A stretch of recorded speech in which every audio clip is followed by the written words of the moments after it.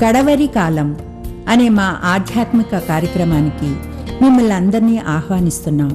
శాశ్వతమైన ప్రేమతో మనల్ని ప్రేమిస్తున్నారు యేసు ప్రభు వారు. మన కొరకు ఆయన సిలువ మీద ప్రాణం పెట్టారు. ఆయన నమ్మిన వారు అందరికీ ఉచితంగా రక్షణ ఇస్తున్నారు. ఆ ప్రేమ గల యేసు ప్రభు వారు త్వరలో వస్తున్నారు రెండోసారి. ఆయన నమ్మిన వారు అందరినీ కూడా పరలోకం తీసుకెళ్తారు. ఆ ప్రేమ గల యేసు ప్రభు నామపేట మిమ్మల్ని అందరినీ కూడా మన కడవరి కాలం కార్యక్రమానికి ఆహ్వానిస్తున్నాను. ప్రియ సోదరి సోదరులారా, మనము దానియేలు గ్రంథ ప్రవచనాల్ని ధ్యానిస్తున్నాం. ఇది 22వ ఎపిసోడ్. ఇది ఆఖరి ఎపిసోడ్. దానియేలు గ్రంథ ప్రవచన ధ్యానాల్లో ఇది ఆఖరి ఎపిసోడ్. వచ్చే కార్యక్రమంలో మరొక క్రొత్త అంశంతో మీ ముందుకు వస్తాను. మీకు అందరికీ తెలిసిన రీతిగా మనము చారిత్రక కోణంలో దానియేలు గ్రంథ ప్రవచనాల్ని ధ్యానించాం. ఇది చారిత్రక కోణం. ఇతర రకాలైన రకరకాల కోణాలు ఉన్నాయి.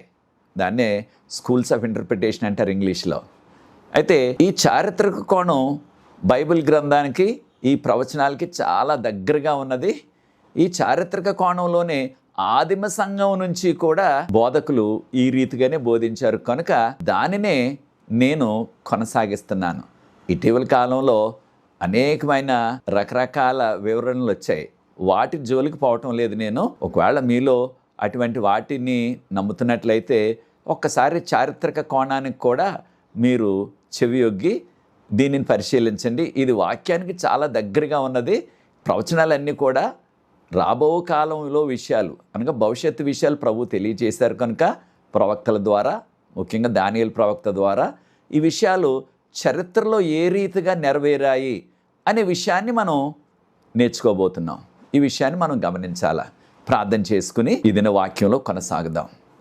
పరిశుద్ధ ప్రేమ గల మా తండ్రి, మీకు స్తుతులు స్తోత్రాలు వందనాలు చెల్లిస్తున్నాం. మమ్మల్ని, మా కుటుంబాల్ని, మా సంఘాల్ని మీరు ప్రేమించి దానియేలు గ్రంథాన్ని, ముఖ్యంగా ప్రవచనాల్ని ధ్యానించే కృప మాకు అనుగ్రహించారు. ఈ దానియేలు గ్రంథ ప్రవచన ధ్యానాల ద్వారా మేము, మా కుటుంబాలు, సంఘాలు దీవించబడ్డాం. ప్రభు మీకు స్తోత్రాలు చెల్లిస్తున్నాం. యొక్క ఆఖరు ఎపిసోడ్ మీరే ఆశీర్వదించి ఈ లోతైన మర్మాలు తెలుసుకోవటానికి పరలోకపు జ్ఞానాన్ని మాకు ప్రసాదించి మీరే మహిమ ఘనత పొందమని, పరిశుద్ధాత్మతో మమ్మల్ని నింపవలసిందని, మీరే ఆశీర్వదించవలసిందని, ఈ ప్రవచనాలను ధ్యానించి దీని ద్వారా మాకు అవసరమైన ఆధ్యాత్మిక సిద్ధపాటు మేము చేసుకొని మీ రాకల్లో ఎత్తబడే ఆ జనాంగంలో ఉండే కృప మాకు, మా సంఘాలకి మీరు అనుగ్రహించమని, ఆశీర్వదించమని యేసు ప్రభువు వారి పరిశుద్ధమైన నామమును బట్టి ప్రార్థిస్తున్నాను తండ్రి, ఆమేన్. ప్రియ సోదరి సోదరులారా, ఈ దినాన మనము బైబిల్లోనే పొడవైన ప్రవచనం, ద లాంగెస్ట్ టైమ్ ప్రాఫెసీ. ప్రవచనాల్లో పొడవు ఉంటాయా అనే ప్రశ్న మనకు వెంటనే వస్తుంది. తప్పకుండా కొన్ని ప్రవచనాలు ఎక్కువ కాలం ఉండేవి కనుకనే వాటిని పొడవైన ప్రవచనం అంటున్నాం. ఇంగ్లీష్లో లాంగ్ టైమ్ ప్రాఫెసీ అంటున్నాం. అదే రీతిగా కొన్ని చాలా తక్కువ సమయం పొట్టి ప్రవచనాలు. దానియేలు గ్రంథం 5వ అధ్యాయంలో గత కార్యక్రమంలో మనం ధ్యానించాం. 23 నుంచి 29 వరకు ఉన్న వాక్య భాగంలో దానియేలు గారు చెప్పారు, రాజా బెల్షాజరు, నీ యొక్క రాజ్యము నీ దగ్గర నుంచి తీసివేయబడి ఆ మాదీయులకు పారసీకులకు ఇవ్వబడ్డది అని చెప్పేసి వెళ్ళిపోయారు దానియేలు గారు. ఆయన చెప్పిన గంట లోపులోనే ఆ ప్రవచనం నెరవేరిపోయింది. ఆ మాదీయులు, పారసీకులు, వారి సైన్యము, వారి రాజుగారు వచ్చారు. అప్పుడు బెల్షాజర్ని చంపేశారు. బబులోన్ను వారి యొక్క చేతుల్లోకి తీసుకున్నారు. కనుక పొడవైన ప్రవచనాలు, పొట్టి ప్రవచనాలు.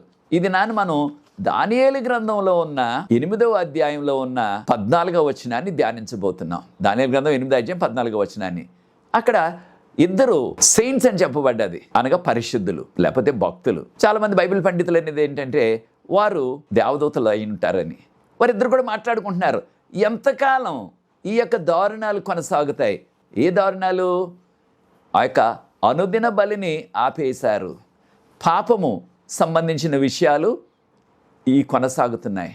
ఈ పాపం సంబంధించిన విషయాలు కొనసాగటం, ఈ విధంగా దేవుని యొక్క మందిరం, దాన్ని దేవుని యొక్క ఆలయం అంటున్నాం, దానిని వారు తొక్కుపెట్టేశారు. ఎంతకాలం ఇలా జరుగుతుంది అని ఒక వ్యక్తి అడిగారు, ఆ యొక్క పరిశుద్ధుల్లో ఒకరు. రెండో వారు జవాబు చెప్పారు.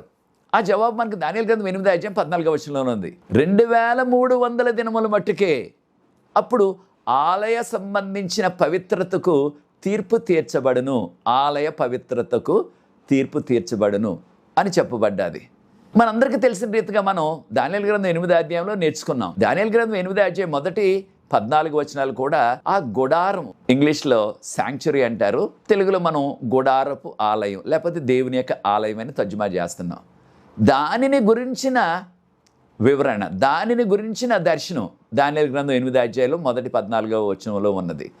కనుకనే దానియేలు గారికి సాదృశ్యంగా 2 జంతువులు, ఒకటి పొట్టేలు, దాన్నే గొర్రెపోతు అంటాం కదా కొన్ని ప్రాంతాల్లో, రెండోది మేకపోతు. ఈ 2 జంతువుల గురించి చెప్పబడ్డాది. ఈ 2 జంతువులు కూడా అనగా గొర్రెపోతు, మేకపోతు ఎప్పుడు అర్పించేవారు ఇశ్రాయేలీలు? వారి యొక్క ఆలయం వద్ద సంవత్సరానికి ఒకసారి ప్రాయశ్చిత్త దినం అంటారు, ఇంగ్లీష్లో డే ఆఫ్ అటోన్మెంట్ అంటారు. ఈ యొక్క డే ఆఫ్ అటోన్మెంట్ అనేది లేవీకాండం 16వ అధ్యాయంలో చెప్పబడ్డది. సంవత్సరానికి ఒక్కసారి పాపాలన్నిటినీ కూడా పరిహరించడానికి అర్పణ చేసేవారు.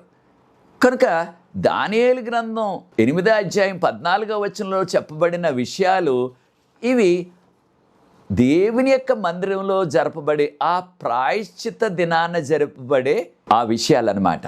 దాని కొరకు చెప్పబడ్డవి. మనందరికీ తెలిసిన రీతిగా యెరూషలేములో ఉన్న దేవాలయం, దాన్ని బబులోనీయులు కాల్చివేశారు అగ్నితో.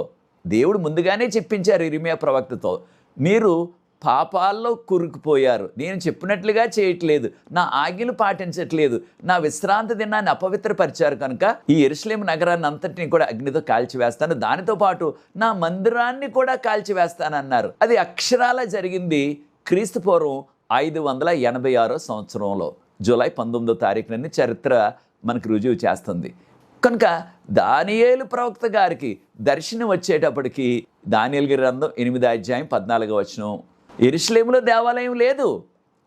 ఈ యొక్క దర్శనం దానియేలు గారికి ఈ దర్శనం ఎప్పుడు వచ్చింది అంటే క్రీస్తు పూర్వం 548వ సంవత్సరంలో. అప్పటికి యెరూషలేములో దేవాలయం అనేదే లేదు. కనుక దానియేలు గారికి వచ్చిన ఈ యొక్క దర్శనం మరి ఎక్కడ జరగబోయే ఆ యొక్క ప్రాయశ్చిత్త దినం అనగా డే ఆఫ్ అటోన్మెంట్ ఎక్కడ జరుగుతుంది? ఇది అంటే భూమి మీదకి ఆలయం లేదు, దాని తర్వాత కట్టారు. మరలా అది 70వ సంవత్సరం క్రీస్తు శకం మరలా రోమీలు నాశనం చేసేశారు. ఈనాటి వరకు మందిరం లేదు. దానియేలు గారికి ఈ దర్శనం వచ్చినప్పుడు యెరూషలేములో మందిరం లేదు. కనుక ఈ జరపబోయే పవిత్రత, ఆలయ పవిత్రతను గురించిన తీర్పు ఈ లోకంలో ఉన్న దేవుని ఆలయమును గురించినది కాదు. కాను దేవుని యొక్క ఆలయం ఈ భూలోకంలో లేదు. దానియేలు గారి కాలంలో అప్పటికి నాశనం అయిపోయింది, కాలిపోయింది. అయితే మరి దానియేలు గారికి ఈ దర్శనంలో దానియేలు గ్రంథం 8వ అధ్యాయం 14వ వచనంలో 2300 దినముల మట్టుకే అప్పుడు ఆలయ పవిత్రతకు సంబంధించిన తీర్పు తీర్చబడును అన్నారు. కనుక అది పరలోకపు ఆలయం. కాను అసలైన సిసలైన ఆలయం పరలోకంలో ఉన్నది. దాన్నే దేవుడు మోషే గారికి చూపించి నిర్గమకాండం 25వ అధ్యాయం 8-9 వచనాల్లో మోషే దీని ప్రకారంగా, ఈ నమూనా ప్రకారంగా నీవు భూమి మీద నాకు ఒక గుడార మందిరాన్ని నిర్మించుము అని చెప్పారు. అదే రీతిగా ఆ నమూనా ప్రకారంగానే మోషే గారు సీనాయి పర్వతం దగ్గర ఇశ్రాయేలీయులందరి యొక్క సహకారంతో ఆ గుడారపు ఆలయాన్ని నిర్మించారు. సొలొమోను రాజు కాలంలో పర్మనెంట్గా స్థిరమైన ఆలయాన్ని, మందిరాన్ని రాళ్లతో నిర్మించారు. కనుక ఈ విషయాన్ని మనం గుర్తించాలి. కనుక దానియేలు గారికి ఈ విషయం తెలుసు.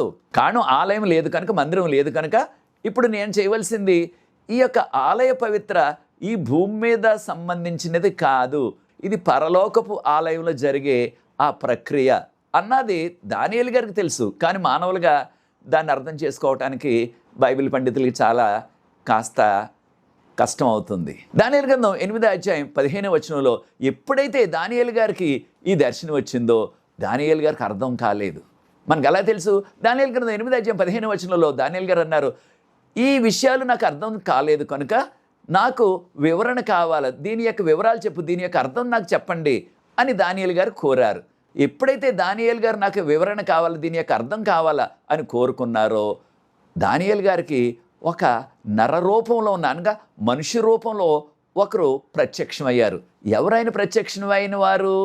ఖచ్చితంగా గాబ్రియేలు దూత నర రూపంలో అనగా మనుష్య రూపంలో వచ్చారు. అనేక సందర్భాల్లో దేవదూతలు మనుష్య రూపంలో వచ్చినట్లుగా మనకి బైబిల్లో ఆధారాలు ఉన్నాయి. ఉదాహరణకు అబ్రహాము శారా దగ్గరికి దేవుడు 2 దేవదూతలు వచ్చారు.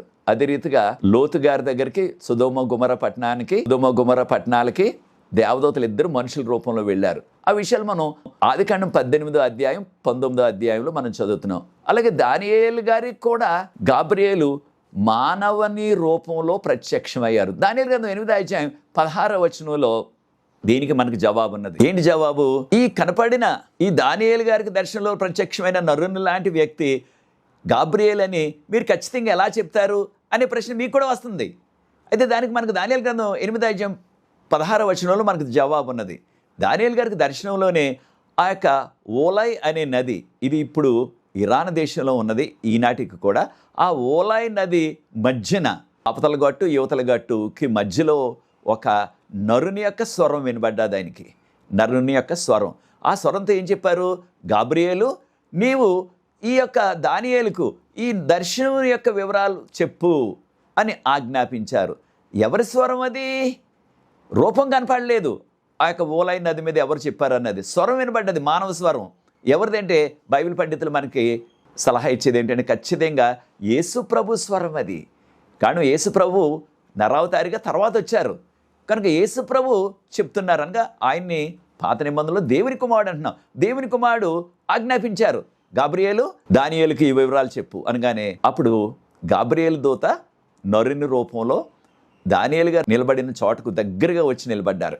ఎప్పుడైతే గాబ్రియేలు దూత దగ్గరగా వచ్చి నిలబడ్డారో దానియేలు గారికి చాలా భయం వేసేసి ఆయన ఏకంగా క్రింద పడిపోయినని చెప్తున్నారు, ఆయన నేల మీద పడిపోయినని చెప్తున్నారు. అయితే గాబ్రియేలు దూత ఏమన్నారంటే, దానియేలు ఈ దర్శనం ఇది కడవరి కాలానికి, చివరి దినాలకి, అంత్య దినాలకి నీకు కాదు అని చెప్పారు. అయితే ప్రియ సోదరి సోదరులారా, దేవదూత ఎంతో విపులంగా చెప్పారు, ఇది నీకు కాదు, ఇది కడవరి కాలంలో జీవించే వారికి. అయితే దానియేలు గారు దేనికి పడిపోయాడు? దానియేలు గారి దర్శనంలో దేవదూత గాబ్రియేలు గారి దగ్గర వచ్చి నిలబడేటప్పటికి దేనికి ఆయన మూర్ఛిల్లి పడిపోయాడంటే ఒక విషయాన్ని మనం గుర్తించాలా. అదేమిటంటే మోషే గారు సీనాయి పర్వతం మీద దేవుని సన్నిధిలో దేవునితో మాట్లాడి క్రిందకి దిగి వచ్చి ఇశ్రాయేలుతో మాట్లాడుతుంటే మోషే గారి ముఖం ఎంతో ప్రకాశించింది, అంటే మహిమతో నిండిపోయింది. ఆ వెలుగును చూడలేకపోయారు ప్రజలు. వారు అన్నారు, అయ్యా మోషే గారు, మీ ముఖాన్ని మేము చూడలేకపోతున్నాం, ఎంతో ప్రకాశితంగా ఉన్నది, మీరు మీ ముఖాన్ని ఒక వస్త్రంతో కప్పుకోండి, అప్పుడే మేము మీ మాటలు వినగలం, లేదా చూడలేకపోతున్నాం అన్నారు. దేవుని సన్నిధిలో దేవునితో మాట్లాడిన యొక్క భక్తుని యొక్క ముఖాన్ని చూడలేకపోయారు. అదే రీతిగా దేవదూత ముఖాన్ని నరుని రూపంలో వచ్చినప్పటికీ వీరు చూడలేరు ఎవరు కూడా. ఈ విషయాలు మనకి నిర్గమకాండం 34వ అధ్యాయం 29 నుంచి 34 వరకు మోషే గారు తన ముఖాన్ని ఒక వస్త్రంతో కప్పుకొని అప్పుడు మాట్లాడారు. కానీ ఆయన ముఖం ఎంతో ప్రకాశితమైపోయింది, మహిమతో నిండిపోయింది దేవునితో మాట్లాడారు కనుక. అలాగే దానియేలు గారు కూడా ఎప్పుడైతే దేవదూత గాబ్రియేలు గారు దగ్గరికి వచ్చి నిలబడ్డారో ఆ యొక్క వెలుగును చూడలేక, మహిమను చూడలేక, ఆ ప్రకాశితను చూడలేక, ఇంగ్లీష్లో రేడియన్స్ అంటున్నాం, దానియేలు గారు మూర్ఛిల్లి పడిపోయారు. ఆ పడిపోయిన కొన్ని క్షణాల వరకు ఆయనకి గుర్తున్నది. దేవదూత గాబ్రియేలు గారు అన్నారు, దానియేలు ఈ ప్రవచనాలు నీకు కాదు, ఇవి కడవరి కాలానికి అని చెప్పారు. అయితే దానియేలు గారికి మాత్రం ఆ 2300 సంఖ్య ఏమిటి అనే సందేహం చాలా ఆయన్ని వేధించేసింది. అయితే దానియేలు గారికి చాలా భయం వేసేసింది, చాలా ఆయన మనసులో బాధ వచ్చేసింది. దేనివల్ల? 2300. ఏమిటి 2300? ఆయన యొక్క అనుమానం, దానియేలు ప్రవక్త యొక్క అనుమానం ఏమిటంటే, బహుశా నా యొక్క ప్రజలు యూదులు ఈ బబులోన్లో ఎక్కువ పాపాలు చేసేస్తున్నారేమో కనుక దేవుడు వారికి ఈ శిక్ష 2300 సంవత్సరాలు పెంచేసి ఉంటారు అని అనుమానపడ్డారు. అయితే మనందరికీ తెలిసిన రీతిగా యూదులు వారు దేవునికి విరుద్ధంగా జీవించి విగ్రహాలను పూజించి విశ్రాంతి దినాన్ని ఆచరించకుండా వారి ఇష్టానుసారంగా జీవించారు కనుక దేవుడు వారిని బబులోనుకు బానిసలుగా పంపించారు. ఎంతకాలం బానిసలుగా ఉండాలి బబులోన్లో వారు? 70 సంవత్సరాలు. ఈ విషయాలు ఇర్మియా ప్రవక్త గారు ఇర్మియా గ్రంథం 25వ అధ్యాయం 11-12 వచనాలు చెప్పారు. మీరు 70 సంవత్సరాలు బబులోన్లో బానిసలుగా ఉంటారన్నారు. అయితే దానియేలు గారి లెక్కల ప్రకారంగా ఆ 70 సంవత్సరాల యొక్క వారికి ఇవ్వబడిన ఆ శిక్ష, పనిష్మెంట్ అంటున్నాం కదా ఇంగ్లీష్లో, దాదాపుగా పూర్తయిపోతుంది. ఇంక 10 సంవత్సరాలే మిగిలింది. మరలా ఇప్పుడు 2300 సంఖ్య విన్నారు. దానితో దానియేలు గారికి చాలా కంగారు వచ్చేసింది, చాలా భయం వేసేసింది. ఒకవేళ నా ప్రజల యొక్క అతిక్రమాలను బట్టి దేవుడు ఈ శిక్షను 70 సంవత్సరాల నుంచి 2300 సంవత్సరాలు పెంచేశారేమో అనుకున్నారు. అయితే దానియేలు గారు ఎప్పుడైతే ఆ నేల మీద మూర్ఛిల్లి పడిపోయారో దానిని గమనించిన గాబ్రియేలు దూత చూడండి ఆయన మీద చెయ్యుంచి దానియేలు గారిని మరలా పైకి లేపారు. చూచారు, దేవదూతలు దేవునికి మనకి కూడా పరిచర్య చేయటానికి సృష్టించబడ్డారు. ఈ విషయాన్ని మన హెబ్రీయులకు రాసిన పత్రిక 1వ అధ్యాయం 14వ వచనంలో వారు పరిచర్య చేయటానికి, దేర్ మినిస్టరింగ్ స్పిరిట్స్ అన్నారు ఇంగ్లీష్లో. అనగా దేవునికి పరిచర్య చేయటానికి, దేవుని నమ్ముకున్న భక్తులు రక్షించబడే వారికి పరిచర్య చేయటానికి దేవదూతలు నియమించబడ్డారు. ఈ విషయాన్ని మనం గుర్తించాలి. కనుక మనం ఎప్పుడు ఆపదలో ఉన్నప్పటికీ అనేక సందర్భాలు మానవులకు సహాయం చేయడానికి దేవుడు దేవదూతలను పంపారు. అదే రీతిగా ఏలియా ప్రవక్తకు కూడా ఆయనకి ఆహారం మంచినీళ్ళు పంపారు. మనందరికీ తెలుసు ఆ విషయం. దానియేలు గారు మూర్ఛిల్లి పడిపోయారు కనుక మూర్ఛిల్లి పడిపోయిన ఆ సమయంలో గాబ్రియేలు దూత చెప్పిన తక్కిన విషయాలు ఆయనకి జ్ఞాపకం లేవు, ఆయనకి వినబడలేదు. ఒకటే వినబడ్డది, ఈ ప్రవచనం కడవరి కాలానికి నీకు కాదు అన్న మాట తప్ప తక్కిన వివరణ దేవదూత ఏమేమి చెప్పారో ఆయనకి వినబడలేదు. కనుక దేవదూత చెప్పిన ఆ జవాబు, ఆ ఆన్సరు దానియేలు గారికి తెలియలేదు. దానియేలు గారి ప్రశ్న, దానియేలు గ్రంథం 8వ అధ్యాయం 14లో చెప్పబడిన 2300 ఏమిటి అన్నదే ఆయన ప్రశ్న. దానికి చెప్పిన జవాబు ఆయన వినలేకపోయారు. కారణం ఆయన మూర్ఛిల్లి పడిపోయారు. దీన్నే మనం ఏమంటున్నాం, కోమా అంటున్నాం. కోమాలోకి వెళ్ళిపోయారు అంటున్నాం ఈ రోజుల్లో. కనుక గాబ్రియేలు దూత చెప్పిన ఆ వివరణ అంతా కూడా దానియేలు గారికి తెలియలేదు. ఆయన మరలా మెలకు వచ్చినప్పటికీ ఇప్పుడు ఇక ఆయనకి తెలిసింది ఏమిటంటే, ఇది నీకు కాదు దానియేలు, ఇది కడవరి కాలంలో ఉన్న చివరి దినాల్లో ఉండేవారికి.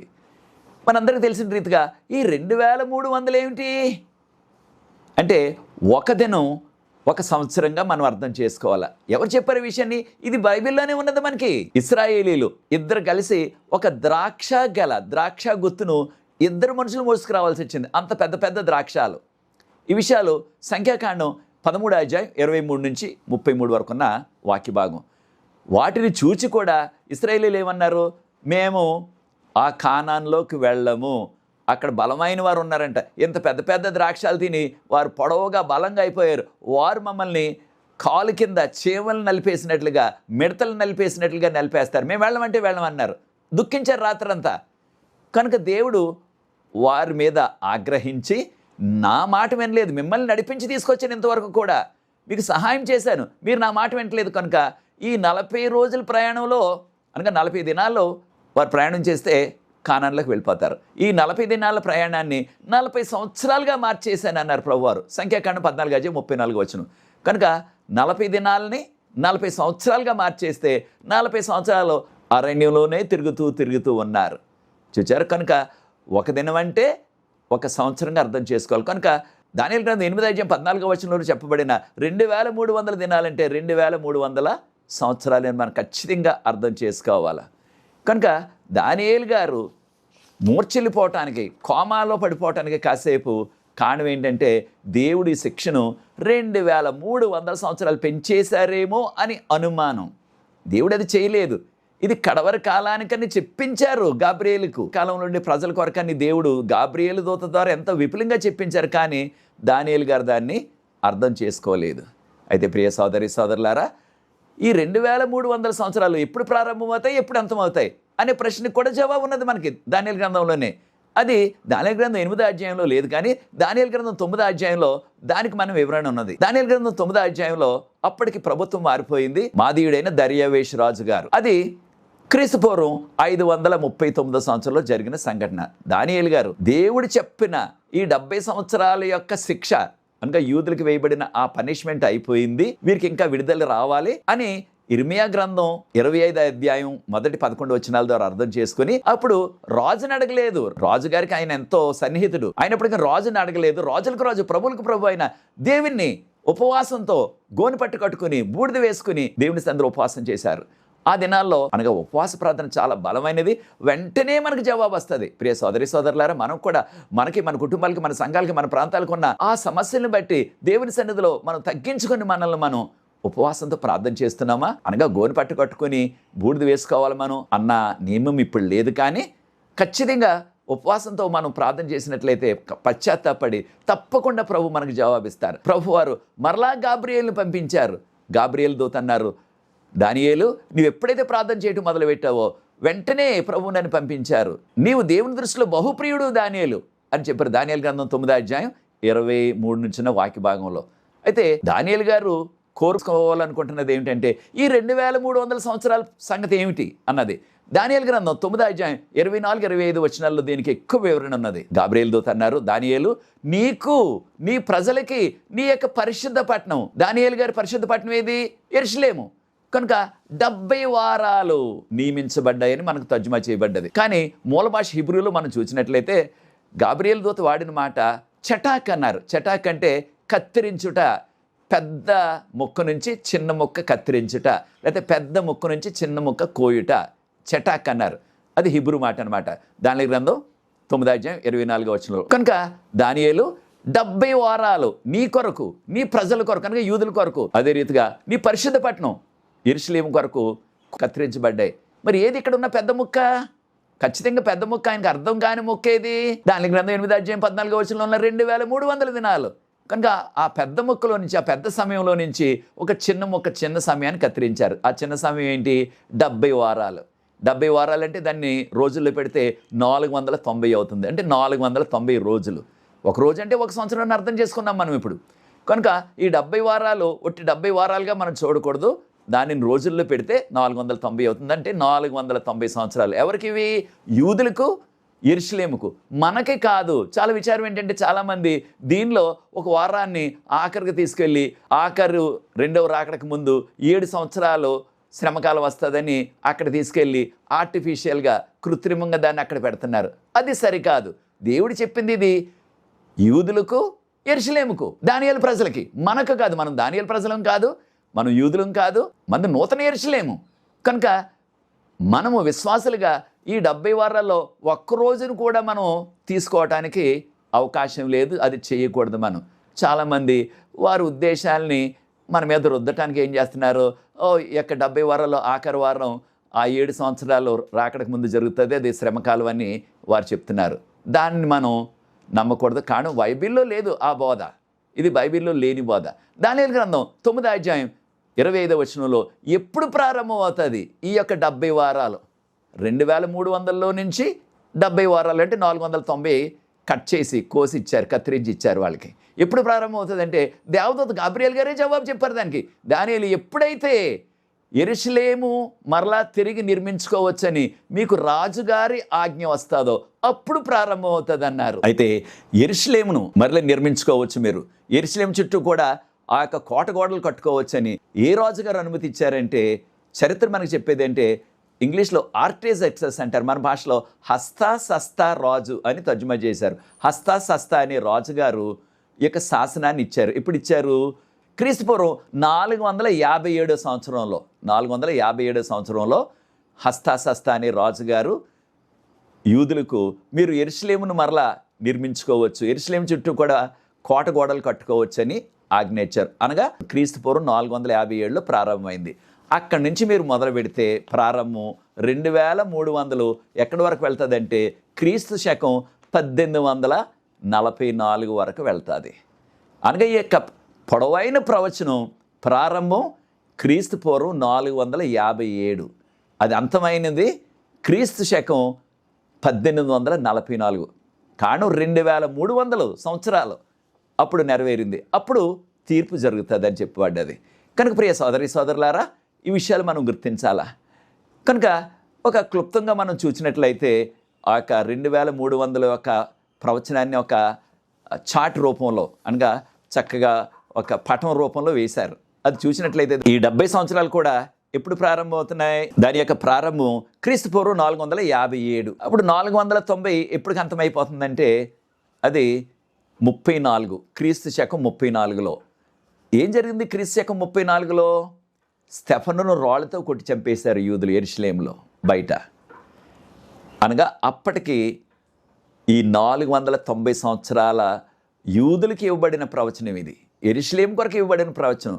వారు దేవుని యొక్క భక్తుడైన స్టెఫనును రాళ్ళతో కొట్టి రక్తం చిందించారు కనుక వారికి ఇవ్వబడిన కాలం అయిపోయింది.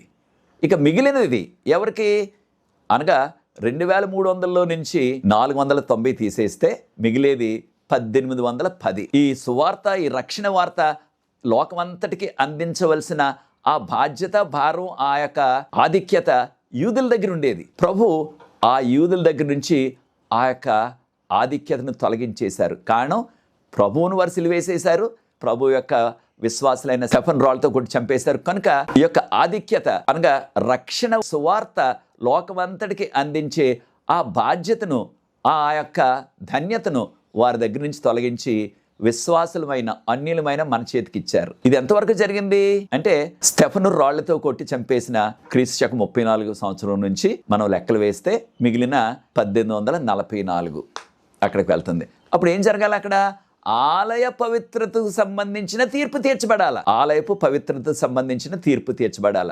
Cleansing of the sanctuary. ఇంగ్లీష్లో అంటే 2300 days then the sanctuary shall be cleansed. Sanctuary అంటే దేవుని యొక్క ఆలయం పవిత్రపరచబడుతుందని చెప్పబడ్డది.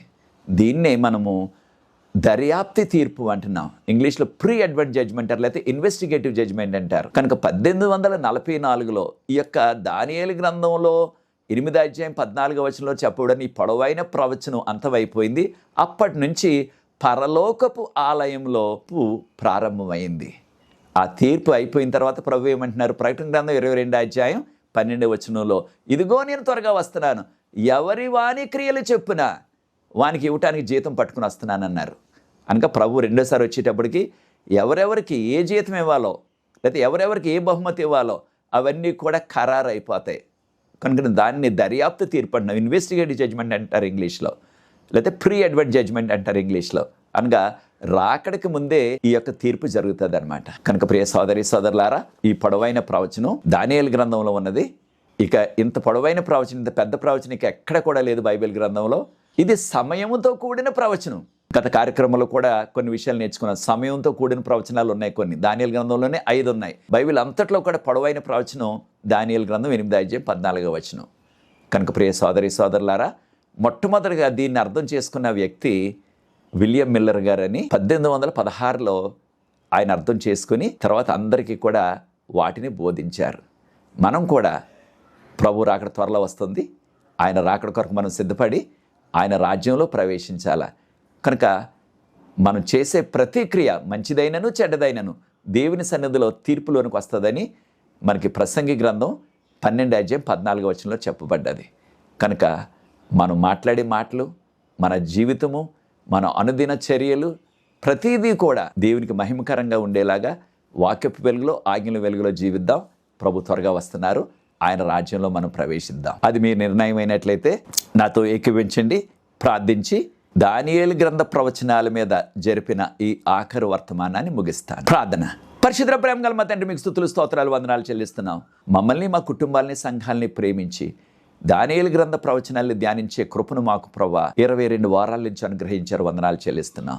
మీ ప్రత్యేకమైన కృపతో మమ్మల్ని నింపవలసిందని, మీ ఆశీర్వాదం మాకు అనుగ్రహించమని, ఈ వాక్యాన్ని వీక్షించిన ప్రతి వ్యక్తిని, కుటుంబాన్ని ఆశీర్వదించమని, ఈ పరిచర్య ముందు కొనసాగడానికి ఎవరైతే సహకరిస్తున్నారో ప్రతి వ్యక్తిని, వారి కుటుంబాన్ని ఆశీర్వదించమని, మీ కృపలో మమ్మల్ని అందరినీ కూడా మీకు యోగ్యమైన కుమారులుగా, కుమార్తెలుగా జీవించే త్వరలో మీరు వచ్చినప్పుడు ఆ ఎత్తబడే జనాంగంలో మేమందరూ ఉండే కృప దయచేయమని యేసు ప్రభువు వారి పరిశుద్ధమైన నామమును బట్టి ప్రార్థిస్తున్నాను తండ్రి, ఆమేన్. ప్రియ సోదరి సోదరులారా, ప్రభు మిమ్మల్ని ప్రేరేపించినట్లయితే పరిచర్య ముందు కొనసాగడానికి మీరు కూడా ఈ పరిచర్యలు పాలుభాగస్తులు అవ్వండి. తెర మీద వచ్చిన నంబర్కు నన్ను సంప్రదించినట్లయితే ఆ వివరాలు మీకు అందిస్తాను.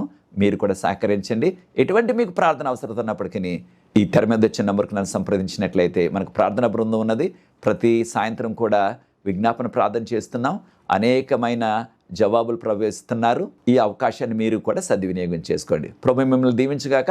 మరి ఒక అంశంతో వచ్చే వారం మరలా వచ్చే కార్యక్రమంలో మీ ముందుకు వస్తాను. ప్రభు మిమ్మల్ని దీవించగాక. God bless you.